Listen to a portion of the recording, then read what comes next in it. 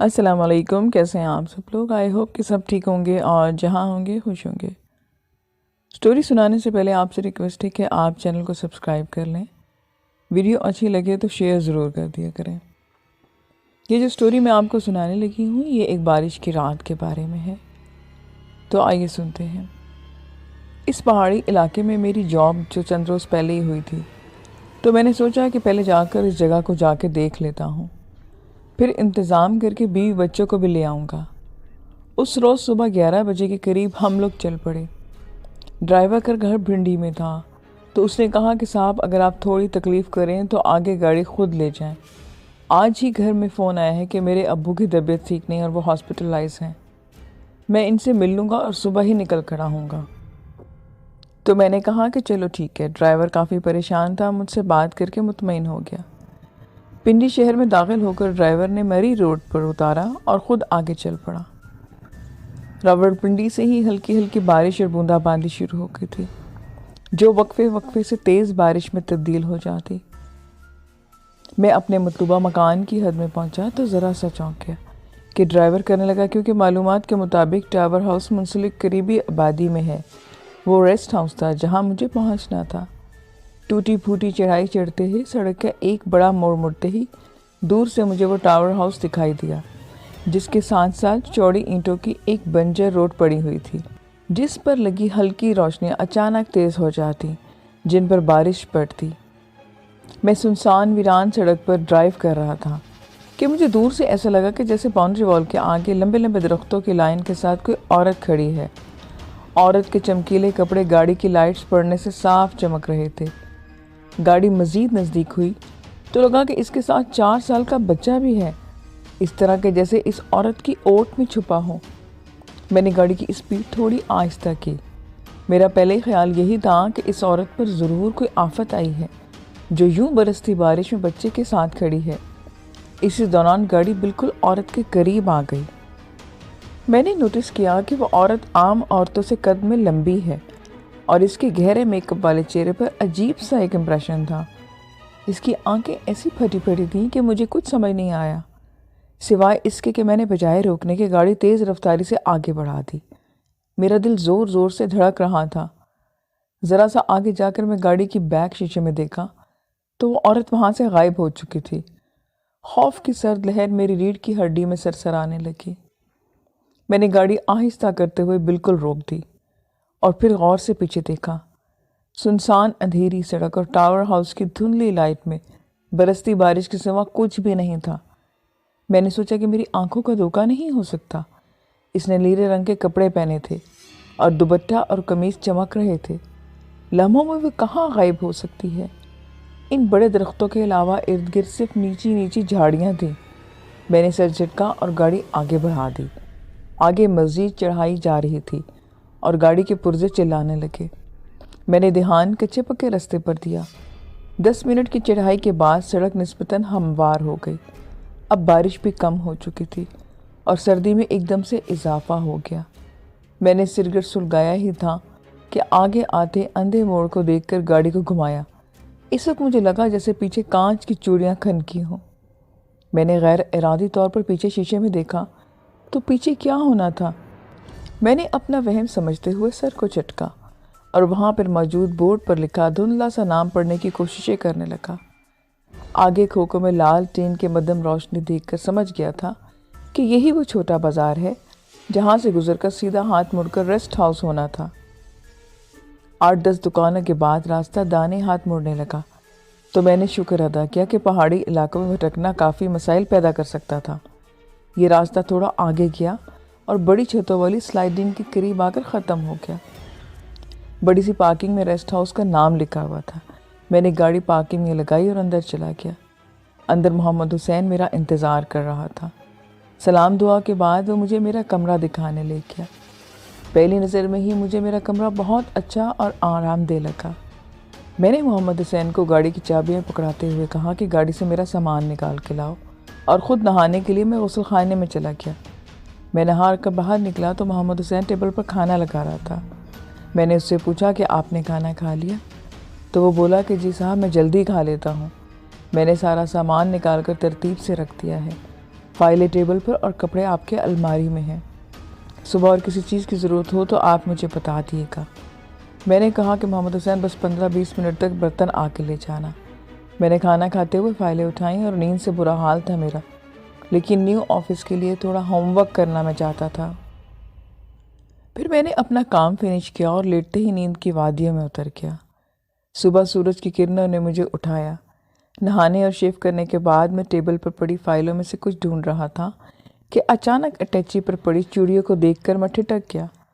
کم از کم 1 درجن چوڑیاں اٹیچی کے پاس پڑی ہوئی تھیں کہ میرے سامان میں چوڑیاں کہاں سے آ گئیں، میں اپنے آپ سے پوچھ رہا تھا۔ پھر سوچا کہ کمرے میں پہلے سے پڑی ہوں گی، لیکن میرے بیگ کے اوپر۔ میں باہر محمد حسین کی تلاش کرنے لگا۔ پتہ چلا کہ محمد حسین تو باہر گیا ہے، تو سوچا کہ آفس سے واپسی پر پوچھ لوں گا۔ آفس ایک بہت ہی خوبصورت عمارت کے اندر تھا۔ مجھے امی اور ریحانہ کا خیال آیا، وہ لوگ یہاں آ کر بہت اچھا محسوس کریں گے۔ آفس میں اب 3 بج گئے تھے اور مجھے پتہ بھی نہ چلا۔ سٹاف بھی میرا بہت اچھا تھا، خاص طور پر نثار کے ساتھ تو میری کافی دوستی ہو گئی۔ میں نے 2 لوگوں سے گھر ڈھونڈنے کی بات کی، سب نے یہی کہا کہ کچھ دن آپ ریسٹ ہاؤس میں رکیں، گھومیں پھریں، ایسی جلدی بھی کیا ہے آپ کو، ویسے بھی یہاں گھر بآسانی مل جاتے ہیں۔ آفس سے اٹھا تو دوستوں کے ساتھ قریبی مارکیٹ گیا، ضرورت کا کچھ سامان خریدا۔ اس دوران میں نے رات کا کھانے کا پروگرام بنایا۔ مارکیٹ سے دور پہاڑی پر ایک قریب سے ریسٹورانٹ تھا، کھانا بہت اچھا تھا اور پہاڑی علاقے میں رات کافی جلدی ہو جاتی تھی۔ واپسی میں مجھے خاصی دیر ہو گئی تھی۔ ریسٹ ہاؤس پہنچا تو سردی بہت بڑھ گئی تھی۔ میں نے کچن پر بیل دے کر بتایا کہ میں نے کھانا نہیں کھانا۔ کپڑے وغیرہ بدل کے میں تھوڑی دیر آتش دان کے پاس بیٹھا۔ آگ کی حدت نے مجھے سکون دیا۔ میں نے لائٹ آف کی اور بیڈ پر چلا گیا۔ میں کافی گہری نیند میں تھا تو مجھے لگا کہ بیڈ تھوڑی دیر کے لیے ہلتا ہے، جیسے کوئی کروٹ لیتا ہے۔ پھر ایسا لگا کہ جیسے کوئی میرے پاؤں کے رخ لیٹا ہوا ہے۔ میرا ذہن تھوڑا سا جاگا۔ میں نے پاؤں سمیٹے تو لیٹے ہوئے کمر سے پاؤں ٹکرائے۔ اب میں پوری طرح سے جاگ گیا۔ میں نے بنا حرکت کیے محسوس کیا کہ میری بائیں جانب کوئی کروٹ لیے آرام سے سو رہا ہے۔ اس کی بدن کی نرمی مجھے صاف محسوس ہو رہی تھی۔ پتہ نہیں کیوں ایک لمحے میں مجھے احساس ہوا کہ وہ کوئی عورت ہے۔ یہ حقیقت ہے کہ میں اچھل کر بیٹھ گیا اور تکیے کے پاس سے اپنی ٹارچ ڈھونڈنے لگا۔ یہ وقت لوڈ شیڈنگ کا تو نہیں تھا، لیکن پہاڑی علاقوں میں یہ عام تھا کہ 2 یا 3 دن تک رات لائٹ 1 گھنٹے یا 4 گھنٹے کے لیے چلی جاتی تھی۔ لہٰذا رات کو لوگ موم بتی یا ٹارچ وغیرہ کا بندوبست کر کے اپنے پاس رکھتے تھے۔ میں نے اپنی ٹارچ کو روشن کیا۔ میرے کمبل میں میرے ساتھ لیٹے وجود میں مگر کوئی بھی مومنٹ نہ ہوئی۔ میں گھبرا کر اٹھا اور دروازے کی لائٹ بورڈ تک پہنچا۔ لائٹ آن کی اور اس وقت واقعی وہ لائٹ نہیں تھی۔ میں نے کمرے میں ادھر ادھر روشنی ڈالی، ہر طرف تاریکی اور خاموشی کا راج تھا۔ کون ہے ادھر؟ میں نے مشکل سے یہ آواز نکالی۔ میرا دل تیز تیز دھڑک رہا تھا۔ میں چلتا ہوا بیڈ کی طرف گیا اور کمبل پوری طاقت سے کھینچا اور نیچے پھینک دیا۔ میرا بیڈ خالی تھا۔ کمال ہے، مجھے اچھی طرح یاد ہے کہ میں نے اپنی ٹانگوں پر بدن کی حدت اور نرمی محسوس کی تھی، اور جب پاؤں پیچھے کیے تو وہ ٹکرائے تھے کسی کے وجود سے۔ عجیب بات ہے۔ میں نے جگ سے پانی ڈال کر پیا اور صوفے پر جا کر بیٹھ گیا۔ اب میں سوچوں میں گم تھا کہ اچانک خیال آیا، کل راستے میں جو عورت بچے کے ساتھ تھی کہیں وہ تو نہیں تھی؟ پھر تو اس سے آگے میں سوچ نہ پایا۔ سورہ ناس پڑھتا جاؤں اور سوچتا جاؤں کہ یہ کیا ہو رہا ہے۔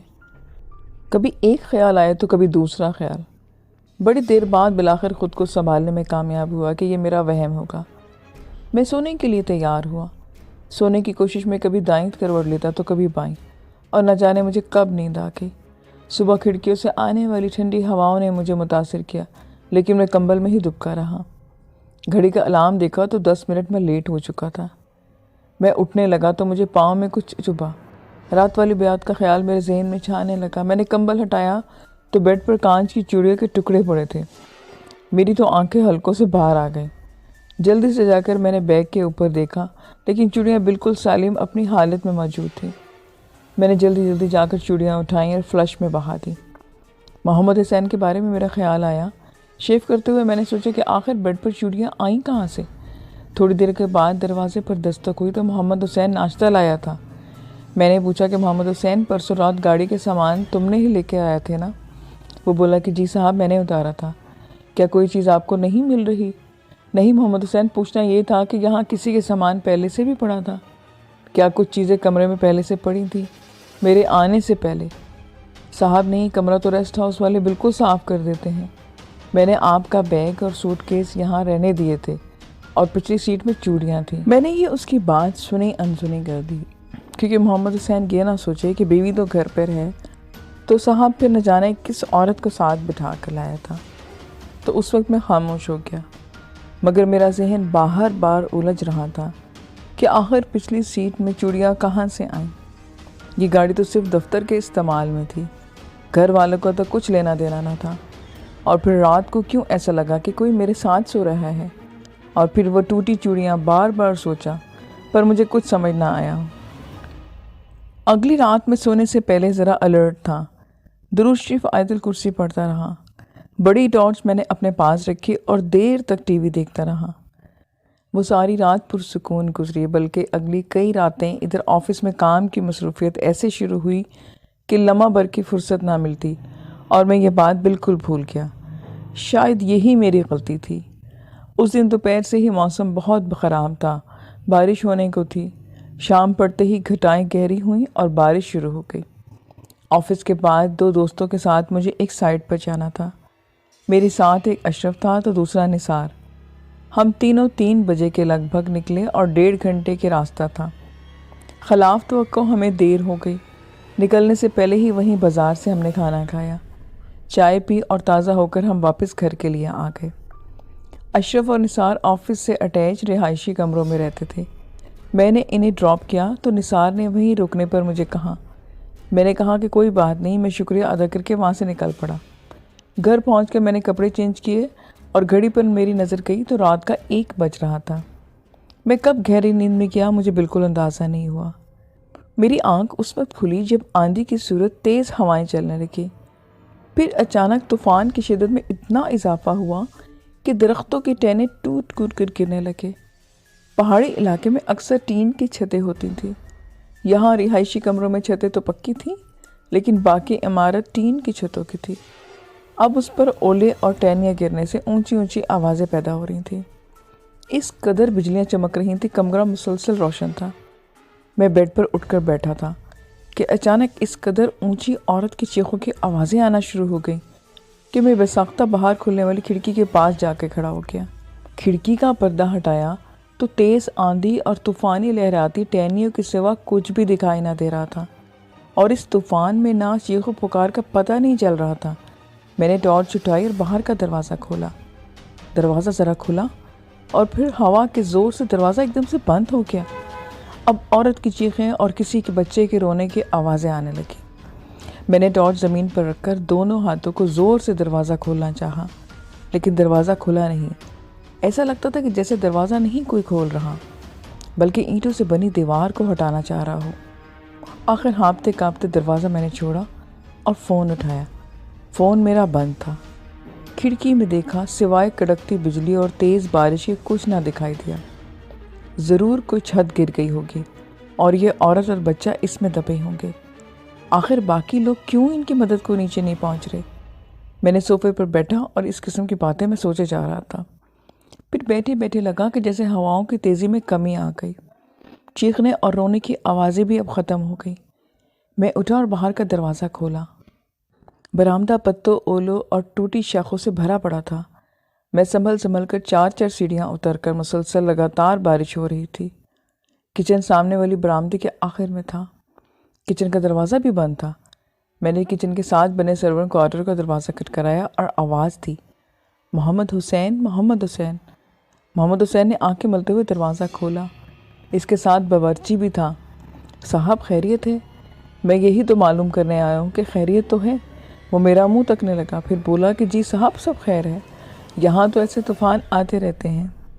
اگر آپ کو کسی چیز کی ضرورت تو نہیں؟ نہیں، وہ عورت اور بچے کی رونے کی آواز تھی تو میں گھبرا گیا کہ کہیں کوئی چھت تو نہیں گر گئی۔ تم نے کوئی چیخوں کی آوازیں تو نہیں سنی؟ وہ دونوں ایک دوسرے کا منہ دیکھنے لگے۔ نہیں صاحب، ہم نے تو ایسی کوئی آواز نہیں سنی۔ ادھر عورت اور بچے کا کیا کام صاحب؟ ادھر پچھلے کمروں میں سب چھڑے ہی رہتے ہیں، یہاں بال بچوں والا خاندان تو کوئی ہے ہی نہیں۔ میں حیرت سے بولا اور شرمندہ ہو کر پلٹنے لگا۔ خواہ ہی ان لوگوں کی میں نے نیند خراب کی، اور میں سوچتا رہا کہ اتنی دیر اتنی عورتوں کی چیخیں مار رہی تھیں، وہ کون تھیں؟ اور انہیں تو کچھ سنا ہی نہ دیا۔ سوچا ٹھیک ہے کہ یہاں کوئی فیملی نہیں، لیکن کیا پتا کسی کے ساتھ کچھ ہوا ہو۔ میں نے کمرے میں آ کر کپڑے چینج کیے اور پہنے ہوئے کپڑے غسل خانے میں ہی ٹانگ دیے۔ میں نے اپنا ٹراؤزر شرٹ پہن کر بیڈ پر آ گیا۔ مجھے یوں لگا کہ کوئی بیڈ پر کروٹ کے بل سو رہا ہے، کیونکہ میرا کمبل کچھ اسی پوزیشن میں مجھے نظر آ رہا تھا۔ میں نے دوبارہ اپنی آنکھیں کھول کر دیکھا تو واقعی بیڈ پر کوئی سو رہا تھا، پائنتی کی طرف لیٹے اور سر کی طرف سے کمبل دھورا ہوا تھا۔ خوف کے مارے مجھے لگا کہ میں برف کا بن چکا ہوں۔ میں فوراً پلٹا اور دروازہ کھولا اور محمد حسین کو چکایا۔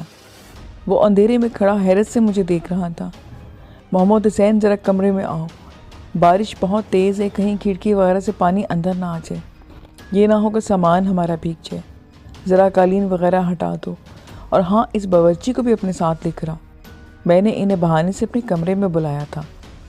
صاحب آپ اطمینان رکھیں، ہم دیکھ لیتے ہیں۔ وہ دونوں بڑی بڑی گرم چادریں لیے میرے کمرے میں آ گئے۔ میں خوفزدہ نگاہوں سے بیڈ کی طرف دیکھتا رہا۔ ان دونوں نے منٹوں میں سامان سمیٹا اور قالین گول کر کے ایک طرف رکھ دیا۔ انہوں نے پوچھا کہ صاحب اور کوئی کام ہے؟ یہ بیڈ بھی ذرا کھسکا دو۔ میں نے اپنے مطلب کی بات ان سے کی۔ صاحب لگتا تو نہیں کہ چھت پر ٹپکتی ہوگی، آپ کہتے ہیں تو بیڈ دیوار کے ساتھ لگا دیتے ہیں۔ وہ بیڈ دیوار کے ساتھ لگا کر اور بیڈ سیدھا کر کے چلے گئے۔ بیڈ پر تو کچھ بھی نہیں تھا۔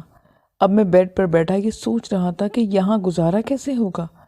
میں نے دیکھا اور اچھی طرح سے دیکھا، پر کوئی کروٹ لیے سو رہا تھا، جس کے شانوں پر سے کمبل ذرا اونچا تھا، اور وہ چیخوں کی آوازیں، وہ آوازیں بھلا میں کیسے بھول سکتا ہوں؟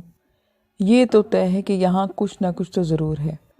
خیر اب رات کو کسی طرح سے گزارنی ہی تھی۔ میں نے سوچا کہ صبح نثار سے بات کروں گا۔ اس کے بعد میں نے سونے کی کوششیں کی، لیکن نیند آنکھوں سے میری جا چکی تھی۔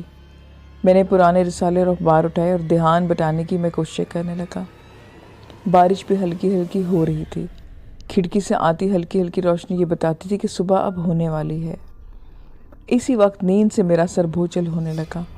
میں نے الارم سیٹ کیا اور پھر میں سو گیا۔ الارم بجا اور آنکھوں میں نیند میری بھری ہوئی تھی۔ میں نے ایک کروٹ لی اور میرے پاؤں ایک وجود سے ٹکرائے۔ نرم گرم جسم تھا، پاؤں سے دماغ تک میرے سر پہ خوف سوار ہو گیا۔ پھر ایک ہاتھ تیزی سے میں نے کمبل کے اندر ڈالا، ایک سرسراہٹ سی ہوئی اور کمبل کو دبوچ لیا۔ پاؤں کی انگلیوں کی گرفت میں سرسراتا ہوا باہر نکلا۔ میں نے جھٹک کر کمبل نیچے پھینکا تو پہلے کی طرح وہاں پر کچھ بھی نہ تھا، البتہ میری انگلیوں میں ایک کپڑے کا ٹکڑا دبا ہوا تھا۔ وہ قمیض یا دوپٹے کا نیلے رنگ کا ٹکڑا تھا۔ اس لمبی عورت نے اس رنگ کا ہی تو دوپٹہ لیا تھا۔ اب اس کپڑے کے ٹکڑے نے تو میرے 14 رپک روشن کر دیے۔ بڑی مشکل سے میں نے خود کو سنبھالا۔ جیسے جیسے میں تیار ہوا، وہ نیلا کپڑا اور چوڑیاں لفافے میں ڈالی اور دفتر کی طرف روانہ ہو گیا۔ آفس کے انتہائی ضروری کام نپٹانے کے بعد میں نے نثار کو بلایا اور کہا کہ لنچ آج میں باہر کرتے ہیں، مجھے ایک تم سے ضروری بات بھی کرنی ہے۔ پھر ہم ایک قریبی ریسٹورانٹ میں بیٹھے تھے۔ میں نے اسے ساری بات ڈیٹیل میں بتائی۔ میری بات سن کر وہ بے حد حیران ہوا۔ میں نے اسے یہ بھی بتایا کہ ہر بار میں خود کو تسلی دیتا رہا کہ یہ میرا وہم ہے، لیکن یہ میرا وہم نہیں ہے۔ جب میں نے لفافے میں رکھی چوڑیاں اور کپڑے کا ٹکڑا دکھایا تو وہ بھی گمسم ہو کر رہ گیا۔ وہ بولا کہ میرا کبھی اس قسم کے حالات سے پالا نہیں پڑا۔ ویسے یہ بڑی عجیب بات ہے۔ میرا خیال ہے کہ آفس کے بعد ہم محلے کے مسجد کے امام صاحب کے پاس چلتے ہیں۔ وہ بہت پڑھے لکھے انسان ہیں، عالم بھی ہیں، وہ ضرور اس معاملے کی ہماری رہنمائی کریں گے۔ یہ اس وقت کی بات ہے جب ہر خاص و عام مسجد کا امام نہیں ہوا کرتا تھا۔ بہت ہی چھان بین کر کے پرہیزگار لوگوں کو امام بناتے تھے۔ ہم آفس کے بعد سیدھا مسجد کے روانہ ہوئے۔ انہوں نے ہمیں مسجد سے ایک اٹیچ کمرے میں بٹھایا اور ہم نے اپنا مسئلہ سارا انہیں بتایا۔ وہ انتہائی خاموشی سے میری بات سنتے رہے۔ میں نے لفافے سے چیزیں نکالی اور ان کے سامنے رکھی تو وہ حیران رہ گئے۔ انہوں نے کہا کہ تو آپ نے تو بہت بہادری دکھائی ہے، آپ کی جگہ کوئی اور ہوتا تو اپنے ہوش و حواس کھو بیٹھتا۔ پھر انہوں نے کہا کہ انشاءاللہ سب ٹھیک ہو جائے گا، صبح آپ آئیں تو میں آپ کی حفاظت کی کچھ چیزیں آپ کو دوں گا۔ پھر وہ کسی سوچ میں پڑ گئے اور بولے، یہ آیت الکرسی کا ورد لکھ کر دے رہا ہوں، اسے پڑھتے رہنا۔ میں نے ان کا شکریہ ادا کیا اور ہم باہر نکل آئے۔ آپ ہماری بھابھی کو جلدی سے یہاں بلا لیں، یہ بہتر رہے گا۔ نثار نے کہا کہ کچھ دن کے لیے آپ میری طرف شفٹ ہو جائیں یا میں آپ کی طرف آ جاتا ہوں۔ تو میں نے نثار سے کہا کہ وہ میری طرف آ جائے، ہم دونوں مل کر دیکھ لیں گے کہ معاملہ کیا ہے۔ پھر نثار کو ضروری سامان لے کے میرے ساتھ ریسٹ ہاؤس آ گیا اور وہ کئی دن آرام سے گزر گئے۔ کچھ بھی معمول کے خلاف نہ ہوا۔ امام مسجد نے کچھ نقش بھی دیے تھے جو میں نے کمرے میں لگا دیے تھے۔ اس دوران میں نے کافی گھر دیکھے، آخر کار ایک گھر مجھے پسند آ گیا۔ میرے اندر خوف تھا، میں نے سوچا کہ ریسٹ ہاؤس چھوڑ دیتا ہوں۔ اس بیڈ پر جاتے مجھے عجیب سی بے چینی محسوس ہوتی، ایسی عجیب سی بے چینی کہ جسے میں نام نہیں دے سکتا تھا۔ اگلے روز میں نے کچھ گھریلو سامان اور فرنیچر خریدا اور ریسٹ ہاؤس چھوڑ کر میں ایک کرائے کے مکان میں شفٹ ہو گیا۔ یہ گھر اونچا نیچا 3 سیڑھیاں چڑھ کر تھا۔ برآمدہ تھا، سامنے 2 کمرے تھے اور ایک چھوٹا سا صحن تھا جس کے سیدھے ہاتھ پر کچن اور الٹے ہاتھ پر چھوٹا سا سرونٹ کوارٹر تھے۔ نثار سے میں نے کہا تھا کہ جب تک گھر والے نہیں آتے وہ میرے ساتھ ہی رہے۔ اتفاق سے اس کا روم میٹ بھی چھٹی پر گیا ہوا تھا تو اس نے حامی بھر لی۔ بیٹھک کے ساتھ والے کمروں میں سے ایک کمرہ تھا تو اس نے اپنا بستر وہاں پر لگا لیا۔ دوسرے ہی دن محمد حسین نے میری چیزیں وہاں پر رکھ دیں۔ اگلے دن میں محمد حسین نے میری چیزیں وہاں پر رکھ دیں۔ میں آفس سے گھر پہنچا تو محمد حسین برآمدے پر ہی چائے لے کر آیا۔ ہم بیٹھے چائے پر باتیں کر رہے تھے کہ نثار نے بتایا کہ امام صاحب کی فون آیا تھا، وہ خیریت کا پوچھ رہے تھے۔ نثار نے بات کی تو وہ عام سی بات تھی، لیکن مجھے نہ جانے کیوں بہت خاص لگی۔ پورے گھر میں ایک عجیب سا سناٹا اور اداسی چھائی ہوئی تھی جس کو میں کوئی نام نہ دے سکا۔ میں نے سوچا ریسٹ ہاؤس میں تو لوگوں کا آنا جانا لگا رہتا تھا، لیکن یہاں پڑوسی نام پر کچھ نہ تھا۔ رات کے کھانے کے بعد نثار اپنے کمرے میں اور میں اپنے کمرے میں آ گیا۔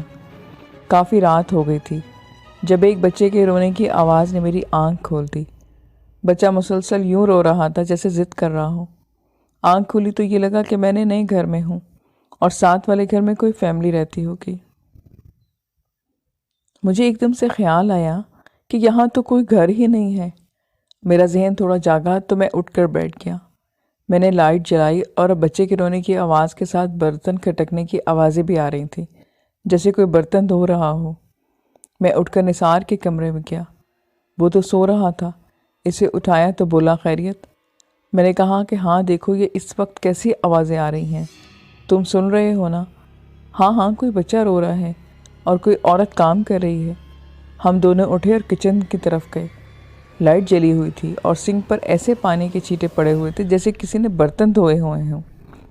ہم دونوں ایک دوسرے کا منہ دیکھنے لگے۔ عجیب سی خاموشی وحشت چھائی ہوئی تھی۔ میں دل ہی دل میں دعاؤں کا ورد کرنے لگا، لیکن ڈر سے کچھ بھی پڑھا نہیں جا رہا تھا۔ پھر مجھے پلٹتا دیکھ کر نثار بھی پلٹا۔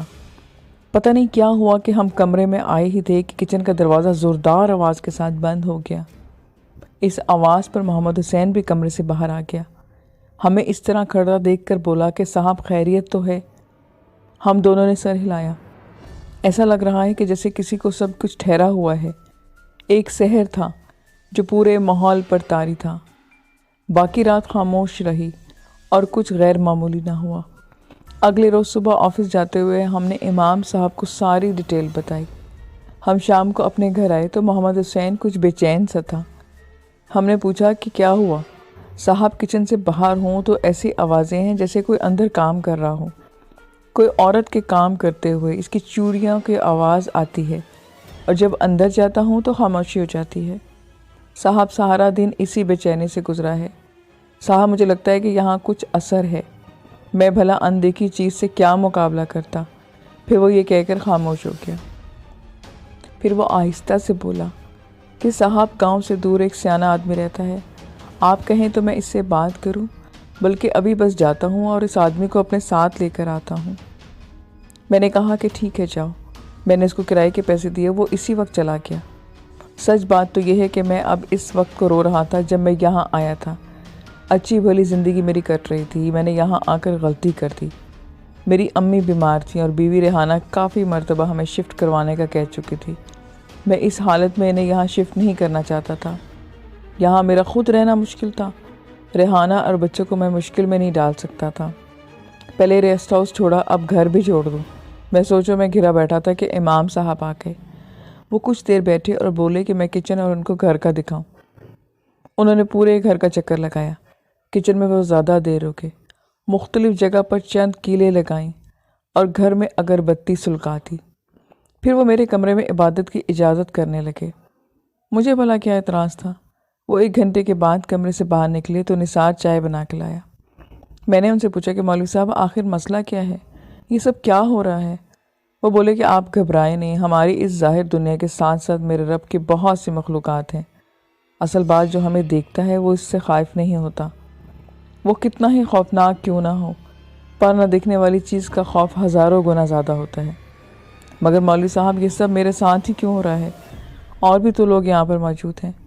اس رات بھی سڑک پر پتہ نہیں کتنی گاڑیاں گزری ہوں گی، لیکن میرے ساتھ ہی ایسا کیوں ہوا؟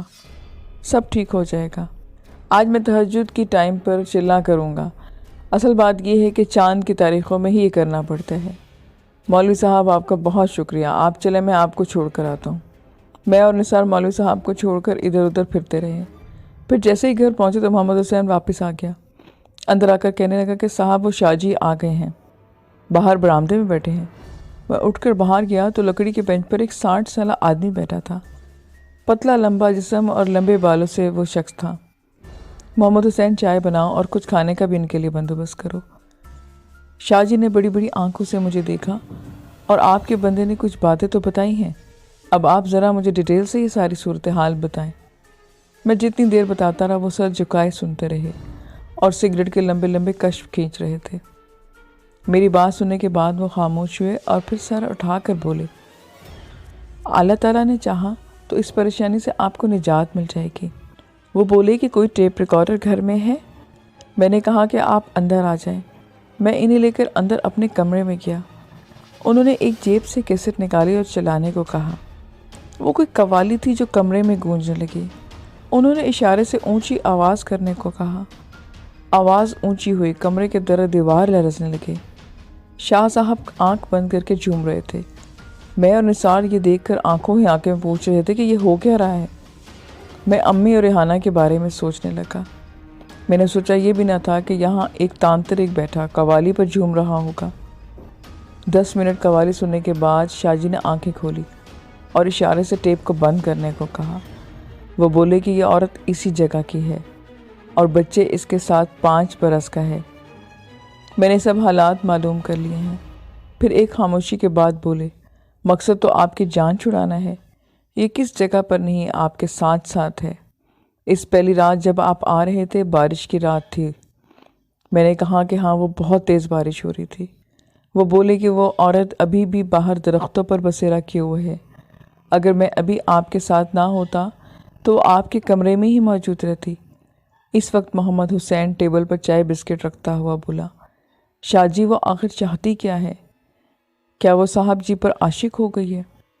شاہ جی نے اسے گھور کر دیکھا اور کہا، جنات کو عاشق ہونے کے علاوہ بھی کچھ اور مسئلے ہوتے ہیں۔ محمد حسین چپ ہو گیا، لیکن جنات کے نام پر میرے دل پر جو گزری وہ میں ہی جانتا تھا۔ شاہ جی نے کہا کہ آپ کا کام ہو جائے گا، بس تھوڑا وقت درکار ہے، اور دوسری بات یہ کہ اس کام میں جو بھی خرچ آئے گا وہ میں آپ کو لکھ کر دیتا ہوں۔ یہ چیزیں میری عملیات کا حصہ ہیں۔ میرا معاوضہ آپ کا کام ہو جائے تو دل چاہے دے دیں اور نہ دل چاہے تو نہ دیں۔ وہ اچانک رک کر کسی سوچ میں ڈوب گئے، پھر سر اٹھایا تو ان کی آنکھیں سرخ رار انگارہ ہو رہی تھیں۔ کہنے لگے کہ 3 دن مجھے یہیں قیام کرنا ہوگا، ایسے میں آپ یا کوئی بھی مجھے ڈسٹرب نہ کرے۔ میں نے کہا کہ جیسے آپ بہتر سمجھیں۔ پھر وہ بولے، ملازم کو میرے ساتھ بھیج دیں، میں کچھ سامان اکٹھا کر لوں گا، عمل مجھے آج رات سے ہی کرنا ہوگا۔ میں نے ملازم کو پیسے دیے اور کہا کہ کچھ کھانے پینے کی اشیاء بھی خرید لینا۔ ان کے جانے کے بعد میں اور نثار بھی باہر نکل گئے۔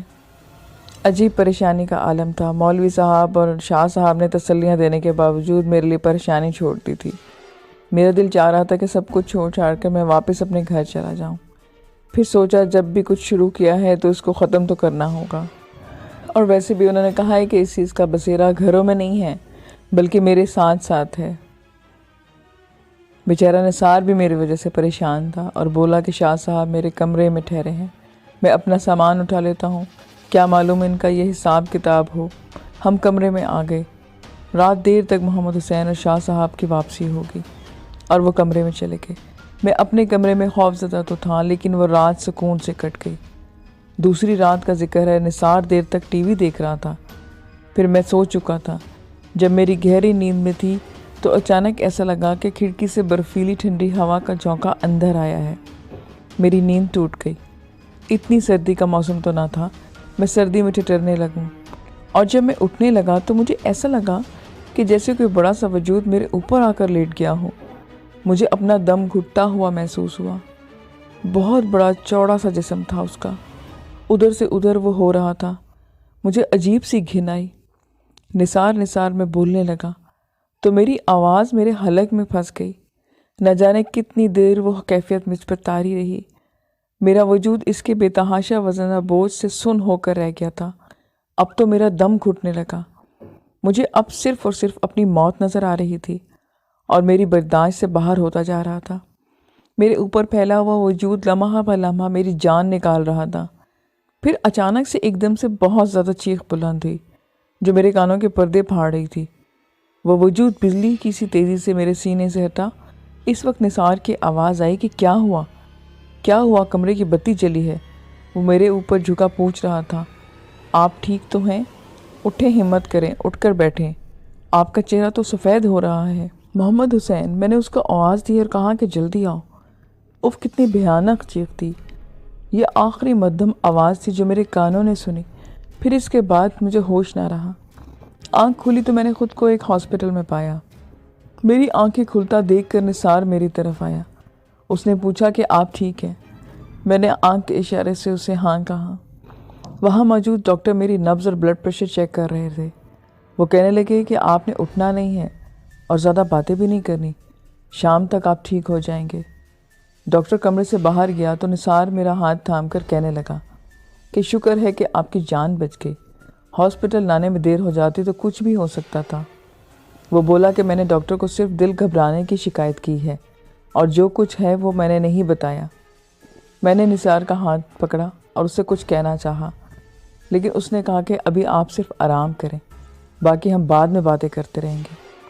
मुझे घर वाले अपने बहुत याद आ रहे थे। मैंने फ़ैसला किया कि यहाँ से डिस्चार्ज होते ही मैं छुट्टी लेकर सीधा अपने घर जाऊँगा, चाहे मुझे उसकी कोई भी कीमत क्यों ना देनी पड़े। हॉस्पिटल में मेरा सेकंड डे था। मौलवी साहब और मोहम्मद हुसैन, दफ्तर के लोग और मेरी मिजाज पुरसी को आने लगे। मैं जब आंखें बंद करता तो भारी वो जिस्म मेरे वजूद ऊपर आ जाता और आंखें खोलता तो मैं मजबूर था। अगले रोज़ सुबह 11 बजे का वक्त था जब बाहर बरामदे में मोहम्मद हुसैन निसार बातें करता दिखाई दिया। मैं यही समझा कि शायद मेरी खैर कब आए हैं, पर थोड़ी देर बाद मोहम्मद निसार अंदर आया तो मुझे बहुत परेशान दिखाई दिया। मैंने कहा कि खैरियत तो है, क्या हुआ है? वो थोड़ी देर मेरे पास बैठा और फिर नर्स को मेरे पास बिठाकर कहीं चला गया। फिर वो 3 बजे वापस लौटा। हालांकि सुबह से वो बहुत खुश था कि मेरी रिपोर्ट सारी अच्छी हैं और 4 बजे तक हमें डिस्चार्ज कर देंगे। कागज़ी कार्रवाई तो मुकम्मल थी।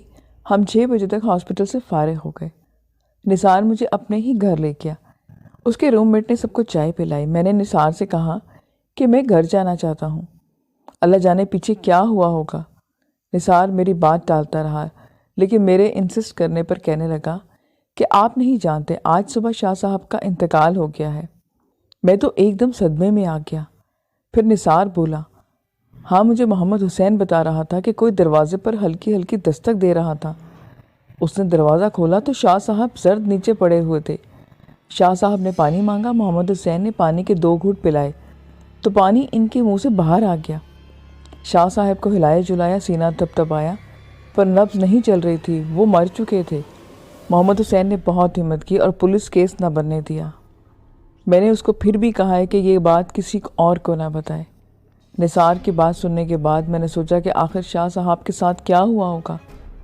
निसार बोला कि इमाम साहब भी आए थे शाह जी के दफन करने में और वो बोले कि बस मौत आनी थी सो आ गई, लेकिन अगर शाह साहब इत्मीनान से काम लेता तो ऐसी सूरत हाल ना होती, आग राख भी कर देती है।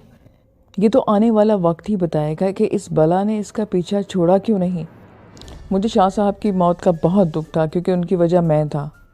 خیر میری چھٹی کی درخواست منظور ہو گئی اور میں گھر جانے سے پہلے اس پرانے کرائے کے گھر میں سامان لینے گیا تو قدم قدم میں سوچ کر رکھ رہا تھا۔ میں نے محمد حسین کا بہت شکریہ ادا کیا جس نے ہر کڑے وقت میں میرا ساتھ دیا۔ محمد حسین بولا کہ صاحب جس دن شاہ صاحب کا انتقال ہوا اس دن آپ کے کمرے کا سارا سامان بری طرح سے ٹوٹا اور بکھرا ہوا تھا۔ آپ اپنا سامان ضرور چیک کر لیں۔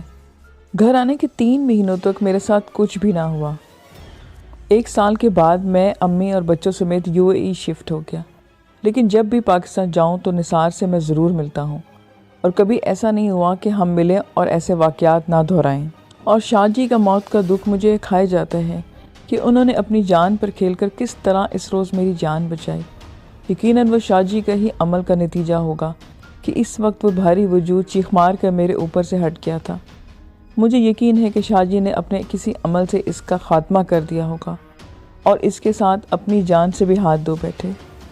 لسنرز، یہ آج کی ایک لانگ سٹوری تھی۔ آئی ہوپ کہ آپ کو اچھی لگے تو پلیز اس کو شیئر ضرور کریں۔ مجھے کمنٹس میں بتائیں کہ آپ کو یہ کیسی لگی۔ پھر نیکسٹ ویڈیو میں ملیں گے کسی اور اچھی سی سٹوری کے ساتھ۔ اپنا خیال رکھیے گا۔ مجھے اجازت دیں۔ خدا حافظ۔